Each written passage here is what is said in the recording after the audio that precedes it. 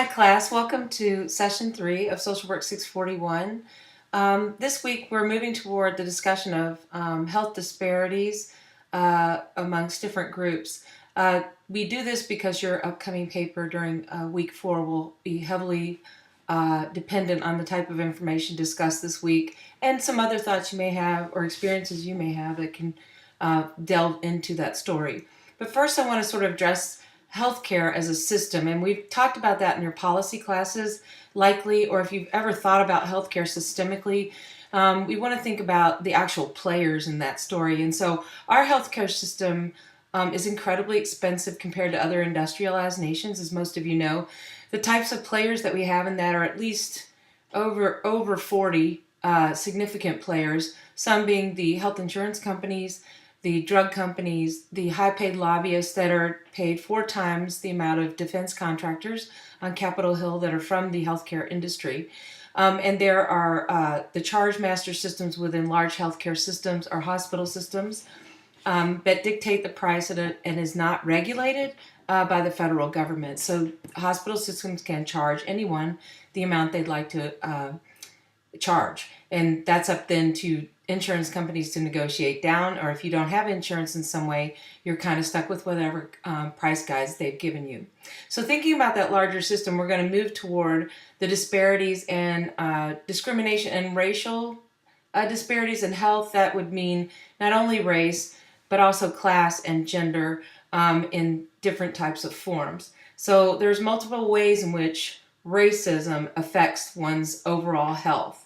And so we may not have thought of it that way as individuals, but if you start thinking of it by the masses and from a social justice perspective, and you're thinking about those large players again in that healthcare system, you start to connect those dots, you'll start to realize that it's in fact a real challenge for us on the social level and on frontline work with our clients. So most of the 15 leading causes of death, including heart disease, cancer, stroke, and etc., African Americans have the higher death rate. So we tend to measure health in our country based on life expectancy. And so there are factors related to anyone's life expectancy. I mean, some of this could be genetic or hereditary, right? But also your socioeconomic status, your health status, the dimensions of stress with those in underserved scenarios or in discriminating scenarios. So those all kind of play in as contributing factors. So when we had factors in your policy classes that contribute to social policy, we're talking about now the factors here within all of American people by race, by gender, by class, in terms of health and life expectancy. So you want to remember then from session 1 that we talked about implicit bias and structural racism because they come into play here. We visited them as definitions and processed those in session 1, but here they're going to come into play as real players in the story of healthcare discrimination. So implicit bias are those stereotypes I mentioned. There are many of them with different ethnic groups. And structural racism is sort of what I attributed to earlier, which is those factors. And that includes housing. That includes your socioeconomic status. That includes what the word means, structure, what's holding up or keeping together the individual or the family or access to health care.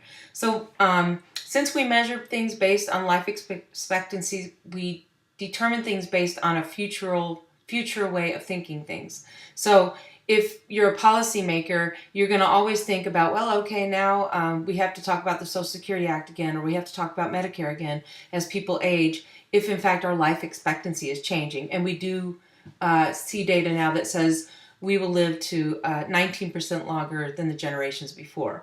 Also that some of the actuaries in the healthcare industry say that somewhere on this earth there is one person today walking that is alive that will live to be 140 years old. So life expectancy is not only a measurable thing in how we discuss healthcare, but it's also what our preventative work in healthcare can do, what your basic genetic structure can do, but also the type of care you may have had over those years to be the one who lives to be 140, for example. So population health is kind of that overarching thing that we say when we talk about healthcare and healthcare disparities. And because when you're a sociologist and we're distributing health attributes through groups, we call that population health because depending on the population, the health situations are different. And so that's kind of where we're heading then with your paper. Again, implicit bias, structural racism, reviewing all the readings this session, and also considering and processing maybe on a piece of paper by yourself the list of potential factors on a structural side and the list of stereotypes or implicit bias as you move forward.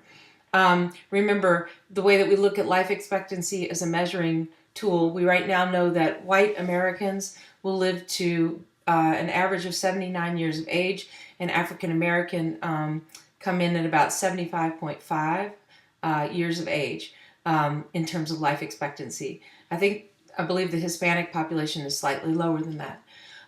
The data is a little bit different in that we haven't collected as many.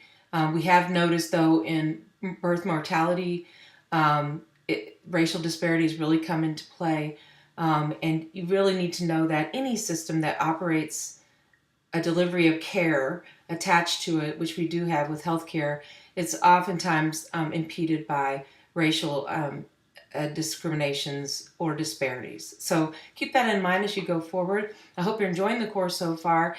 We have changed this a great deal, took out the management part of not-for-profits and moved it to a separate class so that we could really hammer home a lot of the real challenges out there with the types of populations we're going to work with, and really drilling down to grassroots social justice efforts with your campaign that's coming up. So with that, I hope you have a great week, and I look forward to reading your papers.